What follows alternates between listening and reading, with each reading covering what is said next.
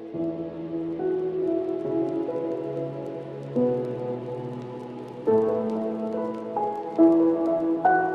avons initié la journée panafricaine de promotion de la science. Cette journée est dédiée au professeur Théophile Obenga, le chef de file de l'école africaine d'égyptologie. Et son objectif principal, c'est de mettre la science et la conscience au service de la Renaissance. Partout où nous subissons des discriminations raciales institutionnalisées, nous devons mettre nos enfants à l'abri de ce naufrage. Donc, la meilleure façon de les mettre à l'abri, c'est de prendre en charge leur éducation. Je ne parle pas d'instruction. L'instruction se fait dans l'école républicaine. L'éducation se fait à la maison. C'est ce que nous appelons Pan-African Home School, l'école panafricaine à la maison. Et nous sommes en train de donner aux parents les outils pédagogiques pour encadrer leurs enfants et les orienter vers les valeurs de l'Afrique. Ces valeurs sont aujourd'hui menacées de déliquescence, de délitement. Et c'est pour cette raison que nous avons considéré que la première façon de reprendre possession de ces valeurs, c'est de connaître notre histoire.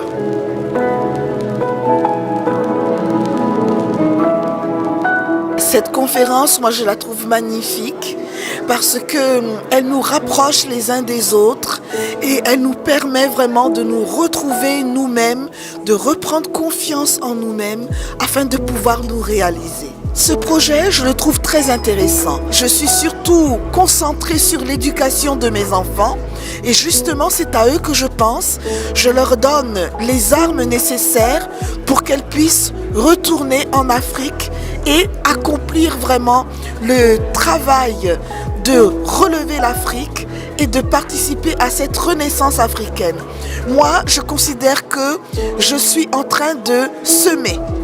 Et je pense que ce sont mes enfants qui iront pour récolter.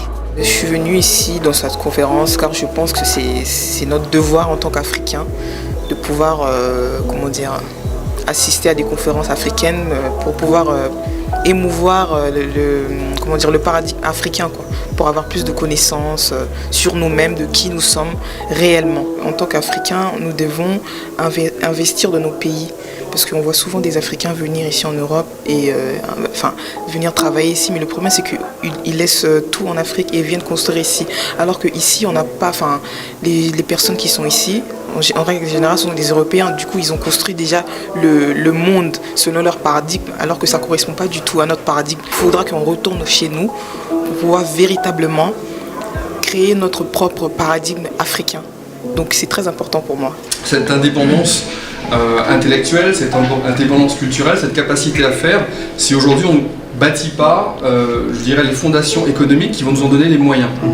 Donc le savoir-faire, aujourd'hui, il existe, puisqu'on a de plus en plus de gens très diplômés dans nos communautés, de gens qui ont essayé, qui ont fonctionné et qui ont réussi dans les affaires, et ceci aussi bien sur le continent que dans les diasporas. C'est la 3e conférence à laquelle j'assiste. Alors à chaque fois, c'est très enthousiasmant. Bon, celle-ci est un petit peu particulière vu que c'est le lancement d'une fondation. Ce qu'il y a de très enthousiasmant, c'est de voir l'énergie qui est déployée par les différents intervenants, qui se mettent au service vraiment déjà de retrouver une vérité historique, parce qu'il y a eu énormément de falsifications dans l'histoire, dans notre éducation, quelle qu'elle soit, de part et d'autre de par le monde. En fait, l'histoire est falsifiée en permanence, on s'en aperçoit. Et là, on tombe sur quelqu'un justement qui arrive à démêler tous ces mensonges, on va dire. Et bon, c'est absolument enthousiasmant quand on vit une époque comme aujourd'hui, c'est-à-dire où on est dans des politiques absolument décevantes, sans perspective. Je parle pour la société française, par exemple, sans perspective. Et effectivement, l'enthousiasme à retrouver les racines culturelles de l'Afrique, c'est une perspective. Voilà. Que deviendrons-nous en Afrique demain? Cette Afrique qui croule sous le poids des recettes néolibérales, cette Afrique dont les ressources sont pillées, cette Afrique dont les hommes sont envoyés en mer pour y mourir, cette Afrique peut-elle se reprendre en main? Nous avons des signes d'espoir qui nous proviennent du Ghana, du Rwanda et d'autres pays africains où il y a manifestement une volonté d'affirmer la souveraineté économique de l'Afrique, la souveraineté intellectuelle, culturelle, morale.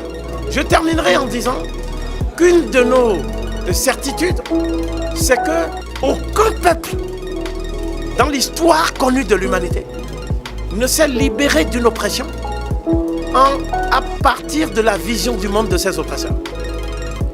Aucun peuple ne s'est jamais émancipé de la tutelle de notre peuple à partir du projet civilisationnel de ses oppresseurs. À plus forte raison, aucun peuple ne peut avoir confié sa santé, la santé publique de ses habitants, à ses oppresseurs. Donc, nous voulons en fait l'autonomie. Nous voulons une Afrique autoréférentielle et autocentrée.